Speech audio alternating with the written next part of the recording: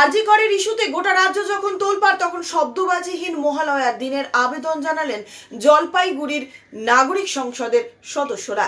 জেলা শাসক এবং জেলা পুলিশের কাছে এই আবেদন জানিয়েছেন যে অভয়াকাণ্ডের বিচার চেয়ে জনগণ আন্দোলন করে চলেছে, তাই তার সম্মানের রক্ষার্থে এই বছরটা অন্তত শব্দবাজিবিহীন মহালয়া যেন পালন করা হয়, সেদিকে যেন সরকার নজর রাখে। শব্দহীন মহালয়ার আর্জি জানিয়ে জেলা প্রশাসনের কাছে আধিকারিকদের চিঠি পৌঁছালো জলপাইগুড়ির নাগরিক সংসদের সদস্যরা।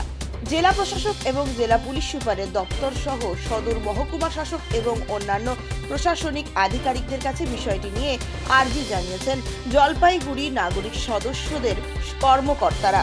নাগরিক সংসদের সদস্যরা বলেন, বছরের পর বছর ধরে দেখা যায় জলপাইগুড়িতে মহালয়ার দিন প্রতি বছর প্রচুর শব্দবাজি ফাটানো হয়। এতে শব্দ দূষণের পাশাপাশি বারুদ মেশানো বাতাসের জন্য অনেকের সমস্যাও তৈরি হয়। এছাড়া এবারে অভয়া হত্যাকাণ্ডের বিচার চেয়ে আমরা দীর্ঘদিন ধরে আন্দোলন চালিয়ে যাচ্ছি। এই শোকাবহ পরিস্থিতিতে যাতে শব্দবাজি না পোড়ানো হয়, এজন্য আমরা সরকারের কাছে বিভিন্নভাবে দপ্তরে গিয়ে প্রশাসনের কাছে ডেপুটেশনের মাধ্যমে আবেদন জানালাম। এবারে যাতে কোথাও শব্দবাজি না পোড়ানো হয় সেই আবেদন জানিয়েছি আমরা। এই নিয়ে আমরা জলপাইগুড়ি শহরবাসীর কাছেও আবেদন করছি, তারা যাতে মহালয়া শব্দহীনভাবেই পালন করেন। সংসদের সদস্য প্রদীপ কর্মকার বলেন, আমরা জলপাইগুড়িবাসীর কাছে আবেদন করেছি মহালয়ার দিন তারা যেন শব্দবাজি না ফাটায়। আমরা প্রশাসনকেও জানিয়েছি এই নিয়ে নজরদারি চালাতে। আজকে তাদের তরফ থেকে কোথায় আসা হলো, কেন? আমার নাগরিক সংসদের পক্ষ থেকে আজকে জলপাইগুড়ি প্রশাসনের কাছে আমরা এসেছিলাম আমাদের একটা দাবিপত্র। আমাদের দাবি হলো আগামী 2রা অক্টোবর মহালয়া। এই মহালয়ার দিন জলপাইগুড়িতে একটা ঐতিহ্য আছে বাজি ফোটা, এবং সারা রাত্রি ধরে বাজি ফোটা।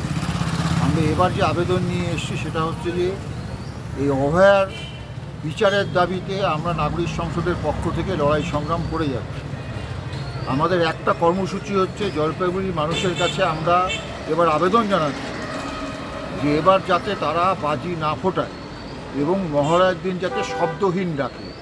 এবং প্রশাসনের কাছে আমরা এই জন্যই এসেছি, প্রশাসন যাতে এই বিষয়ে একটা উদ্যোগ গ্রহণ করে যাতে মহালয়ার দিন শব্দবাজি না ফাটে। বরাবরই তো প্রশাসনের তরফে এটা নিষেধাজ্ঞা রয়েছে, আপনাদের কোথাও কি কখনো মনে হচ্ছে যে প্রশাসন থেকে নজরদারি সেভাবে হচ্ছে না বা মানুষ শুনছেন না?